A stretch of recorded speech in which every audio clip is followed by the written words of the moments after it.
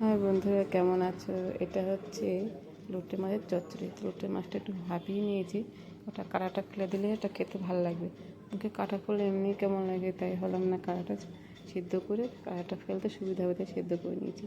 আর ওদিকে দিয়েছি পেঁয়াজ, রসুন আর আলু দিয়ে একটু ভাজা ভাজা করে বেশ মশলাটা গায়ে গায়ে হবে, তাই আমি দেখো ভালো করে ভেজে নিয়েছি। নিয়ে আর দিচ্ছি বেগুন, এটা চচ্চড়ি হবে তো বেগুনটা দিলে গায়ে গায়ে ভালোই লাগবে খেতে। তাই বেগুনটা দিয়ে দেখো একটু ঢেকে দিয়ে একটু গায়ে গায়ে মাখা মাখা করে নিয়েছি। তার মধ্যে দিয়েছি জিরে, ধনে, লঙ্কা, হলুদ, নুন স্বাদ মতো, আর দিচ্ছি টমেটো।